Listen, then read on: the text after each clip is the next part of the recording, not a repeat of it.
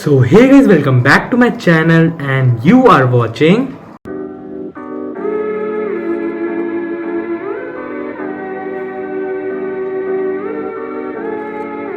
So guys, मुझे बहुत सारे कमेंट्स आ रहे थे कि आप एलएनएमआईटी की लेटरल एंट्री और एलएनएमआईटी के स्कॉलरशिप क्राइटेरिया के ऊपर एक वीडियो बनाओ।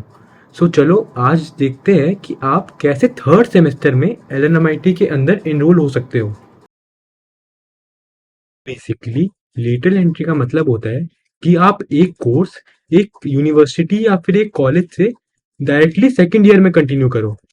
तो हर यूनिवर्सिटी का एक क्राइटेरिया होता है जिसको आपको फॉलो करना पड़ता है लेटरल एंट्री लेने के लिए। सो एलएनएमआईटी का भी एक क्राइटेरिया है जिसके बेस पे आप लेटरल एंट्री ले सकते हो। अभी मैं आपको क्राइटेरिया बताऊंगा, वो सारे एलएनएमआईटी ने अपनी वेबसाइट पे ऑलरेडी अपलोड कर रखे हैं। अगर आपको उनको रीड करना है तो मैं उसका लिंक अपने डिस्क्रिप्शन बॉक्स में डाल रहा हूँ और आप वहां पे क्लिक करके आप पूरा क्राइटेरिया जान सकते हो कि आप किस बेस पे लेटरल एंट्री ले सकते हैं। सो पहला क्राइटेरिया है कि जो कोर्स आप एलएनएमआईटी में सेकेंड ईयर से परस्यू करने वाले हो, वही कोर्स आपको किसी और इंस्टीट्यूशन में फर्स्ट ईयर में करा होना चाहिए। सो ऐसे बहुत सारे फेक कॉलेजेस होते हैं जो फेक डिग्रीज देते हैं। सो आपका कॉलेज रिकॉग्नाइज होना चाहिए, ना कि एक फर्जी कॉलेज। इसके अलावा जो क्राइटेरियाज आपके फर्स्ट ईयर में एडमिशन लेने पे होते हैं, वही क्राइटेरियाज आपके सेकेंड ईयर में भी होते हैं। तो क्राइटेरिया के बाद तो बात आती है कि क्या प्रोसीजर होता है लेटर एंट्री का।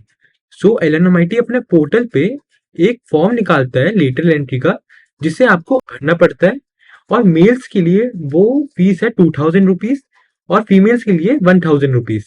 और ये नॉन रिफंडेबल मनी है, मतलब अगर आपको सीट नहीं भी मिली तो आपको पैसे वापस नहीं मिलेंगे। इसके बाद ये डाउट आता है कि ये फॉर्म कब रिलीज होगा और इसकी लास्ट डेट कब होगी। सो इन 2023 लेटरल एंट्री का फॉर्म रिलीज हुआ था 21 जुलाई और इसकी लास्ट डेट ऑफ फिलिंग थी 27 जुलाई। तो अब मान लो नया सेशन शुरू होने से 10-15 दिन पहले लेटरल एंट्री के फॉर्म निकलेंगे। एलएनएमआईटी की बेस्ट चीज यही है कि जो भी आपको सीट अलॉट होती है वो आपको मेरिट के बेस पे अलॉट होती है, ना कि कोई रिजर्वेशन के बेस पर। तो यही रीजन है कि एलएनएमआईटी प्लेसमेंट के मामले में इंडिया के टॉप इंस्टीट्यूशंस को टक्कर दे रहा है। जब आपका एडमिशन का प्रोसीजर चल ही रहा होता है, तब एलएनएमआईटी आपसे आपकी लास्ट यूनिवर्सिटी प्रीवियस यूनिवर्सिटी के ग्रेड्स मांगती है, ताकि वो एनालाइज कर सके जो कोर्स आप परस्यू कर रहे हो, क्या आप उसमें वेल सफिशिएंटली वर्क कर रहे हो या नहीं कर रहे। अगर आपके ग्रेड्स एक्सपेक्टेड से कम है, सो एलएनएमआईटी आपको एक एडवाइजरी देती है कि आप कौन सी चीजें अपने कोर्स में शामिल करनी चाहिए या नहीं करनी चाहिए। अगर आपका परफॉर्मेंस एक्सपेक्टेड परफॉर्मेंस से कम है, तो एलएनएमआईटी आपको एडवाइस करती है कि आप एक नया कोर्स लो जो उस कोर्स की रिक्वायरमेंट पूरी कर सके। तो चलो अब बात करते हैं स्कॉलरशिप क्राइटेरिया के बारे में। अगर आपको फर्स्ट सेमेस्टर में स्कॉलरशिप चाहिए तो वो आपको एलएनएमआईटी जेई एडवांस की रैंक के बेस पे देता है। अगर आपकी रैंक 12,000 है तो आपको स्कॉलरशिप मिल जाएगी। अगर हम बात करें सेकेंड सेमेस्टर ऑनवर्ड्स, सो जो सीजी आपकी फर्स्ट सेमेस्टर पे आई है, उसी के बेस पे आपको सेकेंड सेमेस्टर में स्कॉलरशिप मिलेगी। फॉर एग्जाम्पल, अगर आपकी सीजी फर्स्ट सेमेस्टर में 9.81 से लेकर 10 है तो आपको 35,000 की स्कॉलरशिप मिलेगी। अगर आपकी सीजी 9.51 से लेकर 9.8 है तो आपको स्कॉलरशिप मिलेगी 30,000 इन अ सेमेस्टर। अगर आपकी सीजी 9.25 से लेकर 9.5 है तो आपको स्कॉलरशिप मिलेगी 25,000 इन अ सेमेस्टर। तो अब बात आती है कि अगर आप इकोनॉमिकली वीकर सेक्शंस में बिलोंग करते हो तो आपको किस बेस पे स्कॉलरशिप मिलेगी। तो अगर हम मेरिट के बेस पे देखें, अगर आपकी जेई मेंस परसेंटाइल 97 प्लस है या फिर आपकी जेई एडवांस रैंक 12,000 के अंदर है तो आपको एलएनएमआईटी में स्कॉलरशिप मिलेगी।